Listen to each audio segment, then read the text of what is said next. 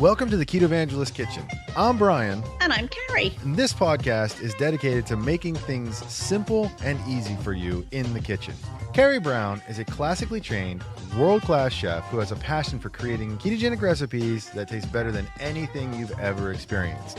But more than that, she loves teaching people how to cook the right way. And each week on this podcast, Brian and I discuss all the ways you can create awesome keto food that is guaranteed to make you a rock star in the kitchen. If you'd like to learn more about Ketovangelist Kitchen, you can go to KetoVangelistKitchen.com and sign up for the newsletter. In exchange for your email address, you'll get brand new recipes delivered to your inbox, ready for you to whip up in the kitchen and enjoy with your friends and family. So sit back, relax, and get ready to laugh and learn. You're about to enter the Ketovangelist Kitchen.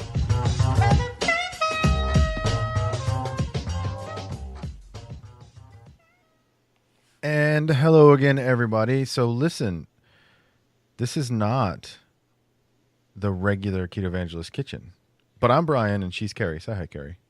Hi. So today is the first official, no kidding, episode that we've recorded for the Ketovangelist Kitchen. This is not a segment.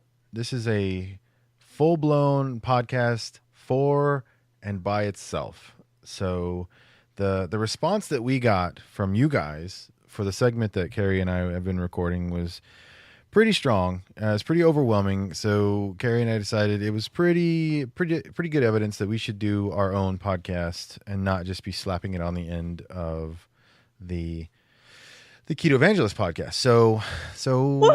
right. So here we go. We've got our own, no kidding, separate podcast that'll be publishing every week. So What day?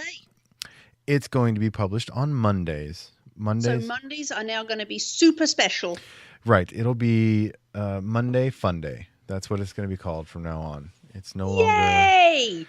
All right. So as this is the inaugural episode, not segment, episode of the Ketovangelist Kitchen, Carrie Brown, what are we going to be talking about today? Oil. Like the stuff you put in your car, oil, or We could talk about that. I'm not sure that I know much about that, but I know it has some. Right. Oil does go in the car. That's for sure. Although typically I'm not the one that puts it in. No, I pay a guy named Hank to do it.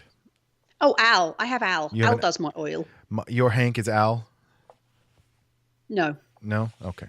No, they're different. No? All right. Okay, so we're talking about oil. We're talking about fat, right? So what's the gist of what we're doing? Why are we talking about oil? We're talking about oil because oil is very important. Cooking with oil is even more important. And there is, as is with most things health, nutrition related, a vast swamp of misinformation about oils, particularly cooking oils. So I thought it would be good to help people understand how to make better choices. All right. Make good choices. That's important. Make good choices. All right. So here's the gist, right? There are tons and tons of oils that you can buy from a grocery store. Most of them are horrible, though, because most of them are extracted from seeds and grains, and they are the exact reason why you should not be eating seeds and grains, aside from the carbs, right? So there's three kinds of oils. There is saturated, monounsaturated, and polyunsaturated. So when we're talking about oils, the ones that we want to advocate for are the saturated and monounsaturated. The polyunsaturated, generally speaking, are your vegetable oils, and they are the bad ones. They're the really bad ones. So let's talk a little bit about cooking with the good oils and why and how and where and when and maybe who. Ready, go. When it comes to cooking, so there's there's about three or four main oils / fats that I use when cooking. It's not exhaustive. I don't use all the ones that you could use, but I use avocado oil, coconut oil, olive oil, and butter. One more time. Well, hold on. One more time. What was avocado oil. Okay. Olive oil. Mm-hmm. Coconut oil. Mm-hmm. Butter.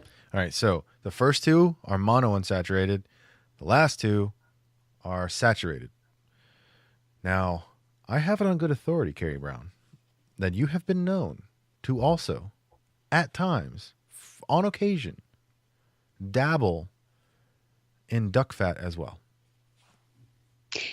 I do dabble in duck fat, but I make my own duck fat. I don't purchase duck fat, although you can, but I just roast a duck, and then all the rendered duck fat I pour off afterwards, and I keep it, and then I saute things in said duck fat. Same goes for bacon. I also bacon grease you can keep. Those are the two really that I will keep is duck fat and bacon fat. Everything tastes awesome when it's sauteed in duck fat. Did you? I'd even eat kale if it was sauteed in duck fat. Let's not get ridiculous. I know that just tells you how good duck fat is. Well, so here's my question for you though: when you roast the duck, do you do it in front of all the other ducks just to send a message so that they know? I mean, is it like no? I don't believe in public shaming. Naming and shaming. That's just not me. I don't think it's helpful. I don't think it works, so I don't do that. In public, you're praising the ducks, but it's in private that you're roasting them. Then okay, that's good leadership. You only roast a duck in private. You never roast a duck publicly. It just never ends well. I think I read that in one of Stephen Covey's books a few years ago. There's no need to make the duck feel bad. Okay, so duck fat, by the way, also has a good saturated fat profile as well.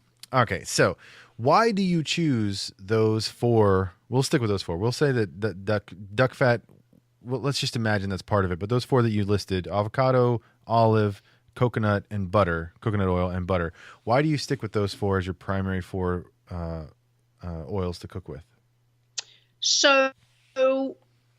And I don't actually, what I use the word cook loosely because I don't actually cook with olive oil. I use it when I make food, but I don't do anything that involves heating olive oil because olive oil is the least stable. So when it's heated, it can start to become unstable, which is when it starts being, you lose a lot of the health benefits when olive oil is heated.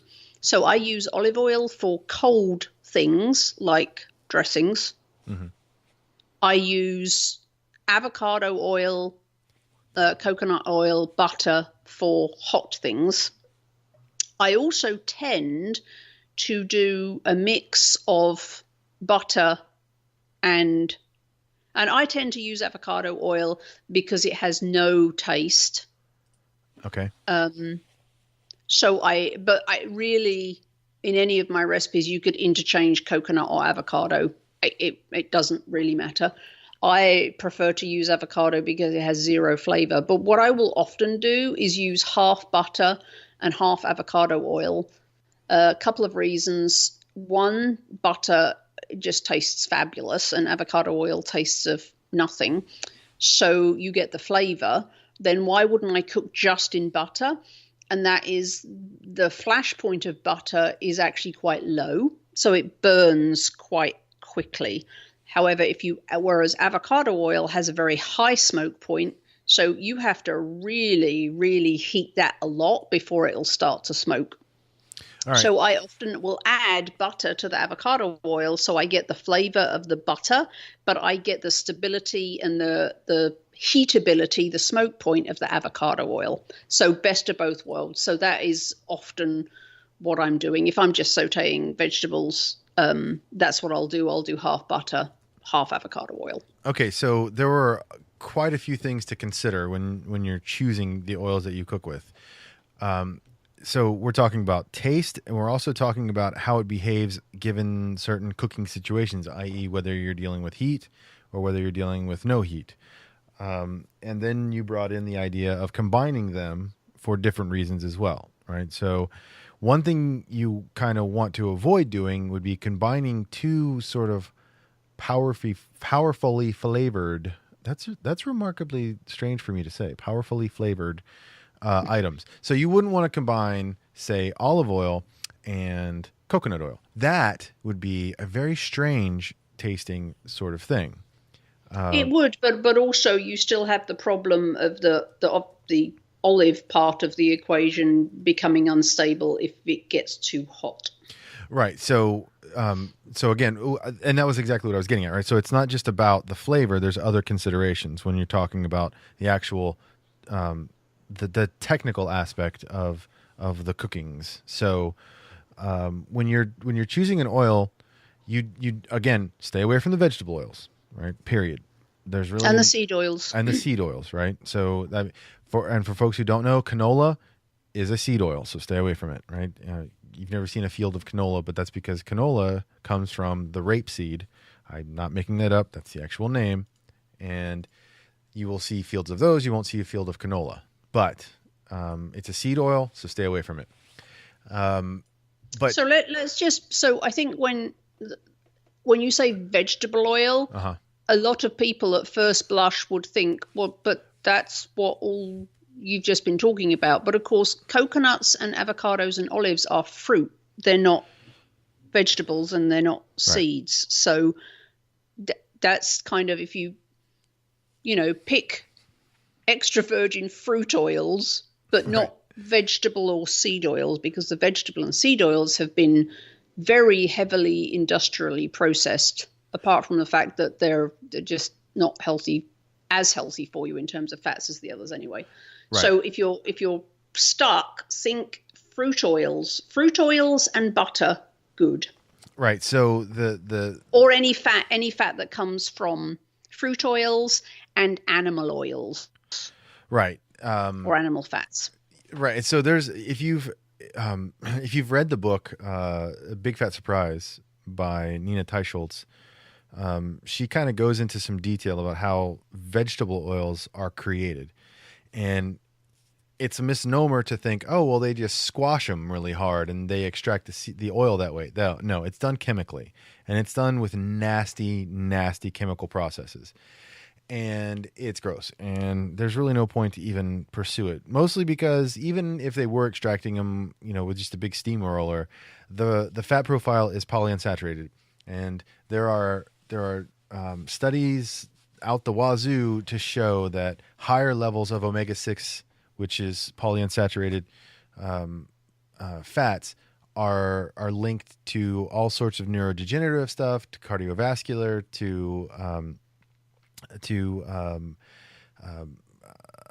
I said cardiovascular, to heart disease, to arteriosclerosis, to what's the word I'm looking for? Lots of bad things. Right, Alzheimer's. Ironic. Oh, that one. Yes. Ironic that I forgot the word Alzheimer's.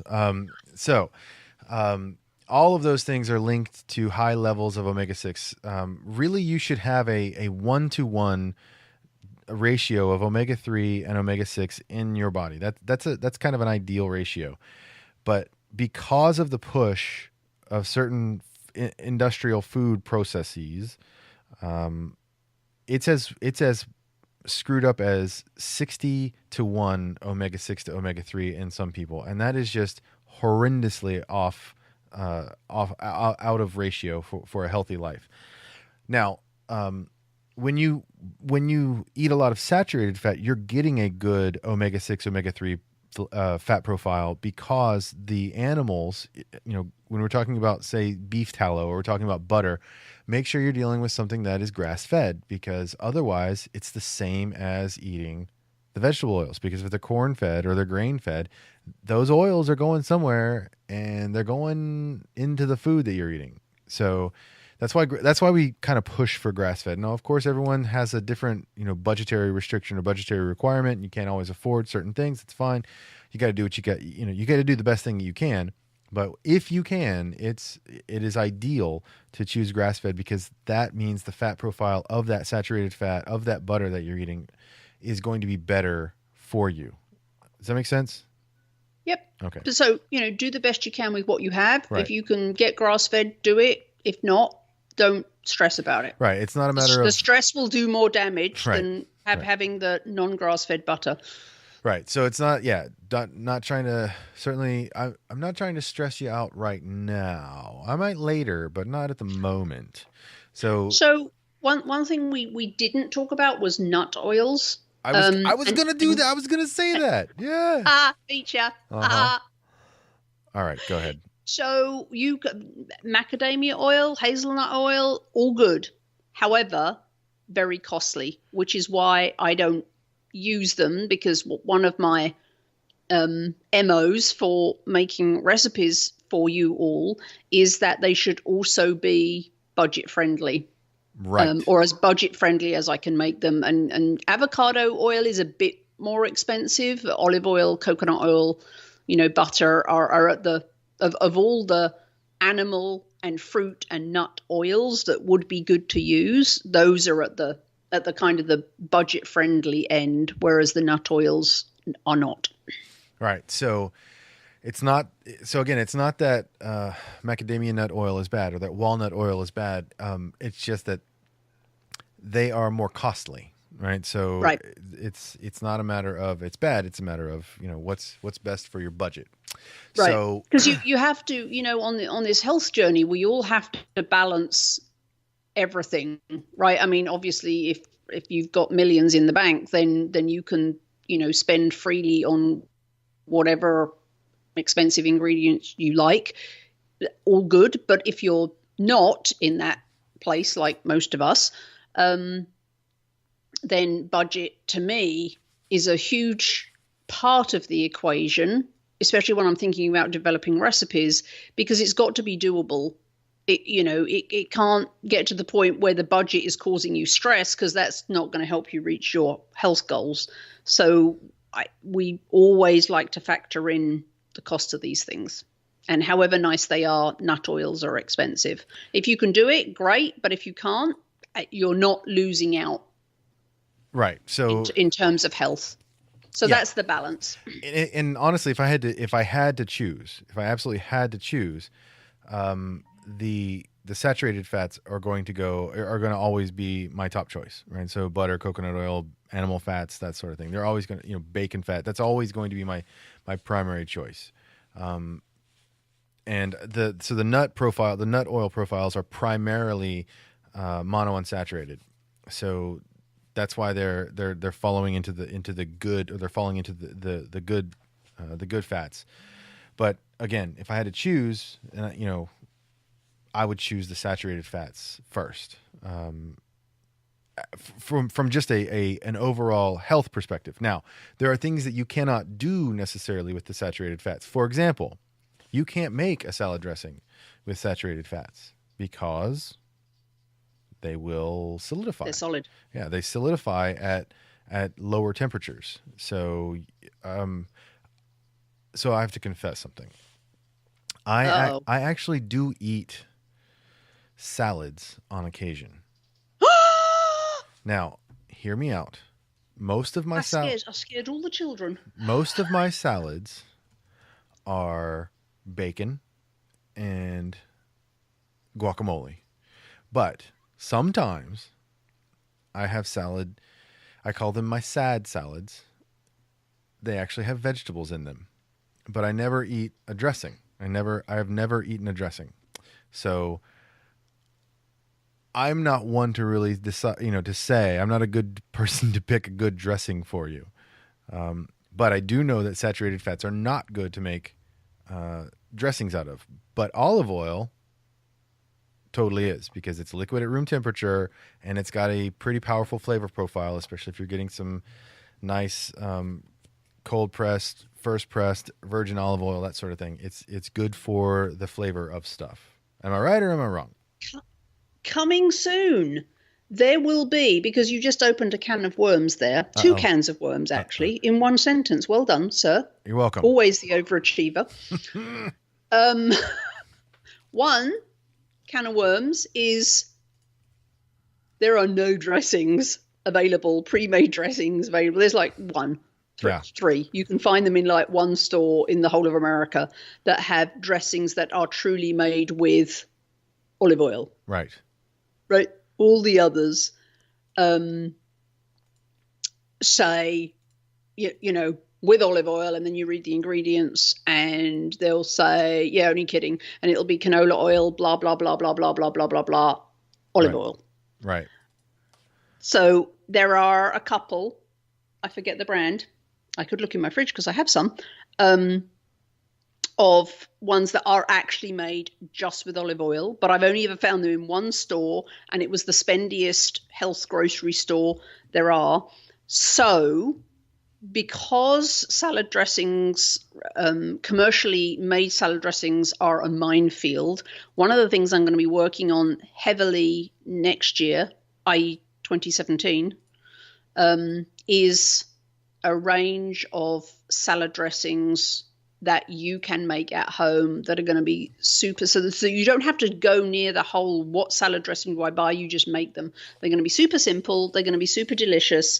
And they're going to make it a lot easier to eat salad vegetables. If you're not into vegetables, this will make it easier because, dressings add a whole bunch of flavor. And if you do them right, a whole lot of nutrients. And of course, if you're trying to up your fats, you're adding fats to your greens, which is all good. So for all of those reasons, salad dressings are actually super important. So I'm going to be working on a whole slew of salad dressings for you to make that can of worms go away. Okay, so breaking news. You heard it here first.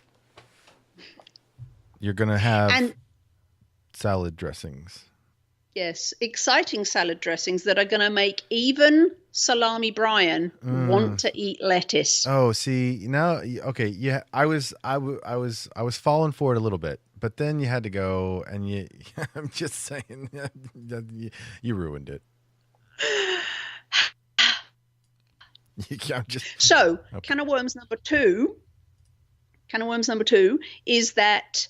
And there was a huge debacle in the press very recently about this. You may or may not have read it, that a lot of even the what we think the kosher Italian olive oil producers are actually, what you're getting is not olive oil. In the bottle it says olive oil, but they're actually cutting it with cheap vegetable oils, right? So there was this huge, and they did testing of all the big brands in Italy, and like 85% of them were basically canola oil with a bit of olive oil, and there was this huge drama.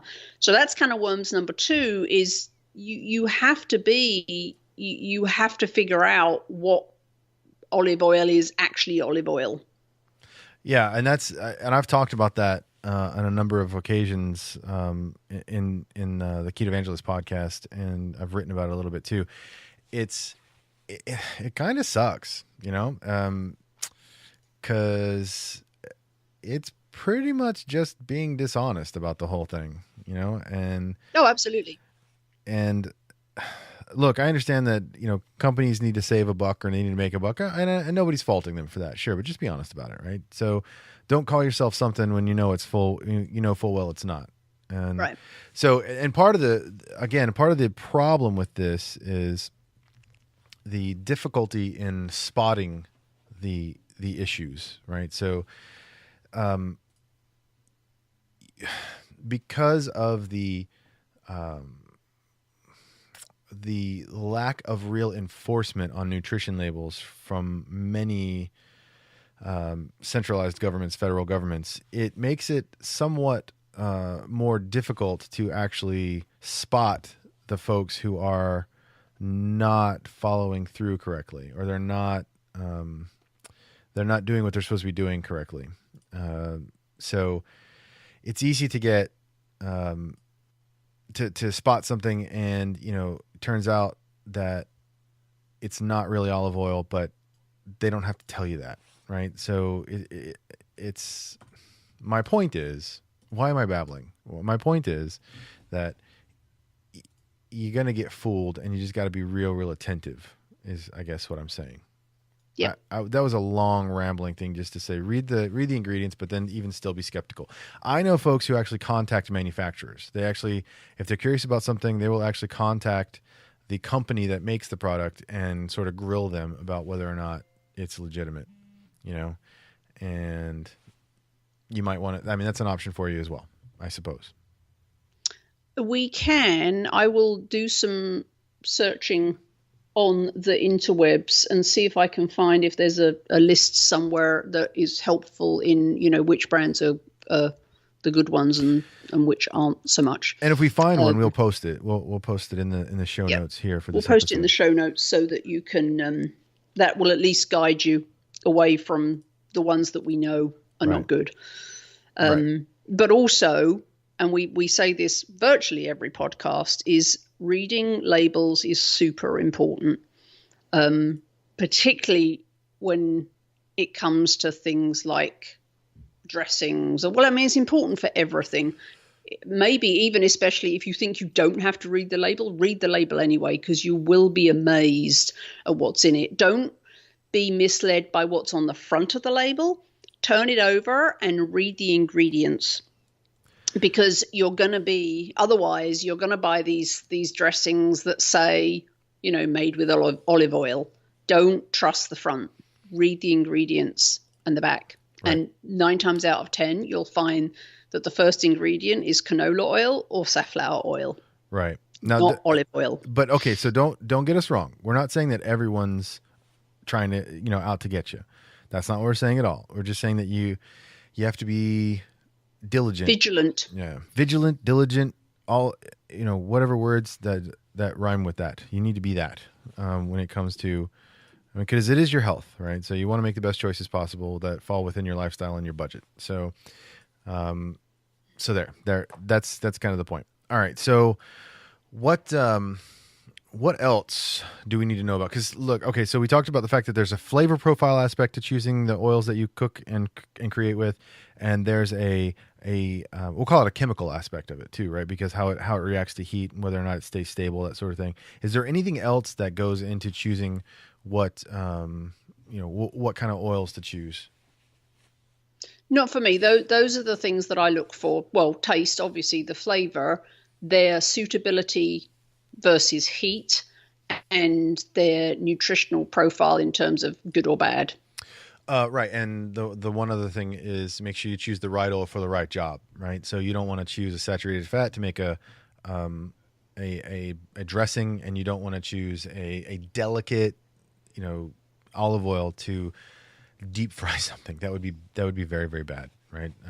Although olive oil will go harder, it'll become slushy when you refrigerate it.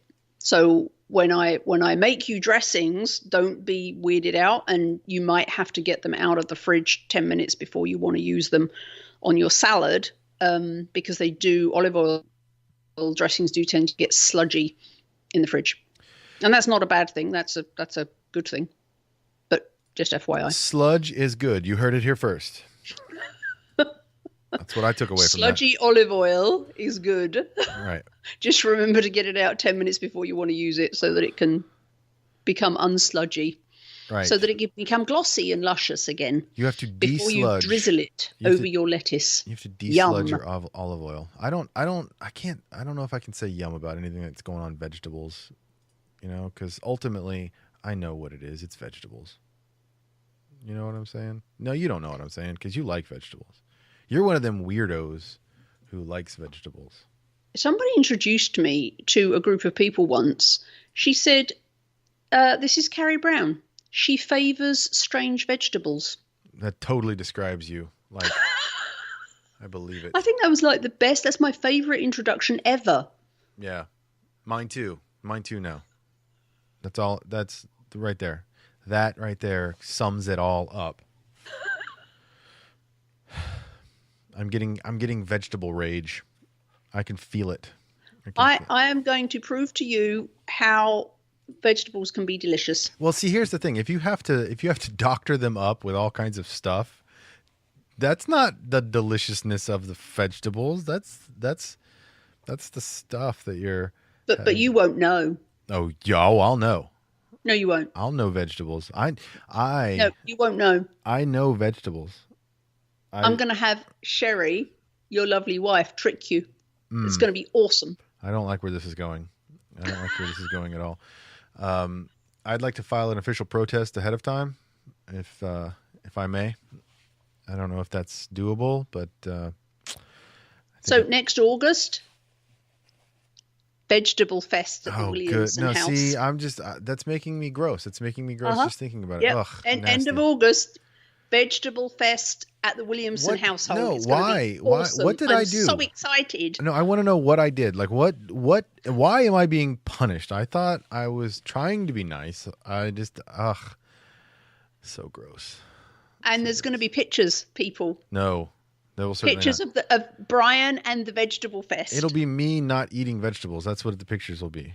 It's going to be fantastic. I'm already excited. Ugh. All right. So Hey, lovely people, maybe I should post this in the show notes. I have a picture of Brian doing cooking things with cauliflower. Ooh, wait, what? I do. Yeah. I have a picture of Brian in the kitchen doing cookie things with cauliflower. When you say cookie, you mean stuff involving the cooking of food, not like I didn't make a cauliflower cookie. No cookies. Just cooking type. He was doing cooking with cauliflower, and I've got digital evidence. I want to know how you obtained that. I have a strict no photograph policy in the kitchen whenever I'm cooking stuff. Your back was turned. Ha. Oh, I think I know who did it then. All right then. Well, busted. Yeah, well, so and the reason I cook with vegetables is because I'm not the only one who lives in my house. Some other people in my house like vegetables. I don't try to understand it. I just know that I have to deal with it. It's just by September, you will have leapt over to the other side. You are clearly inebriated. You will be living in the light. I have to. The tasty vegetable light. I stringently object to this line of questioning. I don't. Yeah, I'm gonna have to go with no on this one. So I don't think you're gonna have a choice. No, I kind of do, because vegetables, they're gross, and so yeah. And yes, for everyone who's sitting there going, yeah, I can hear you. Yes, I know I sound like a toddler. Don't care. Yep, I'm fully aware of it. Absolutely do not care. So there, take that.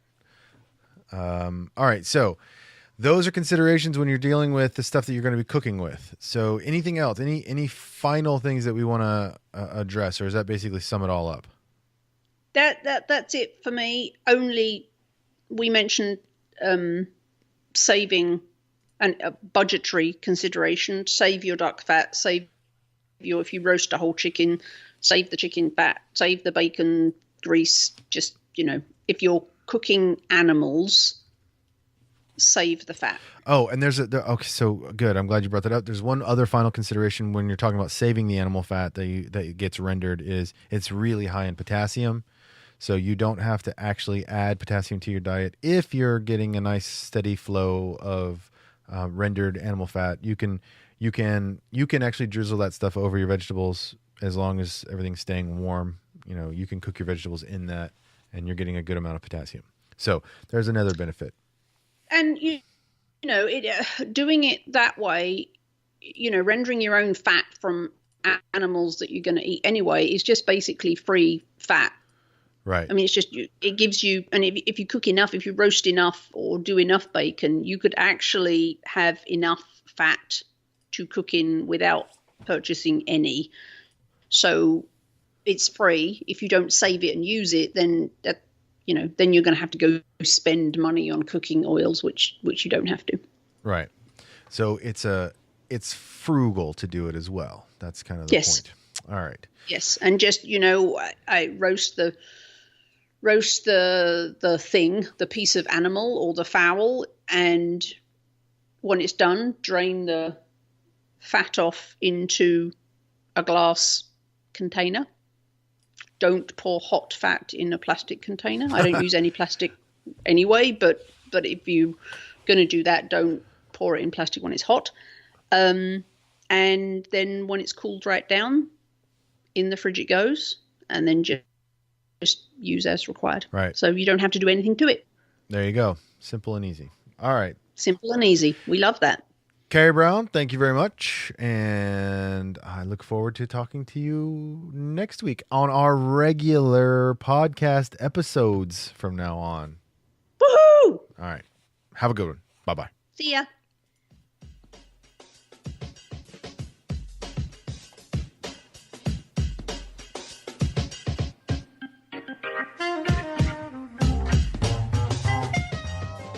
Hey, so that was another episode of the Ketovangelist Kitchen, and you learned about the right fats to eat. Right, Carrie? That's right. All right. Go to KetoVangelistKitchen.com. Sign up for the newsletter. You'll get recipes in your inbox. It's awesome.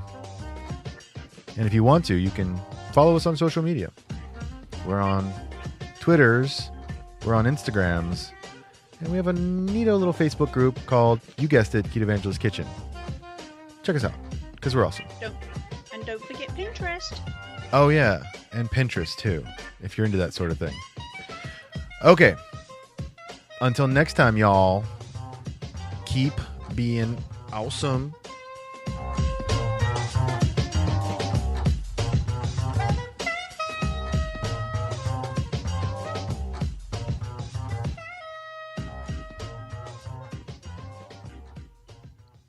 Powered by ketones.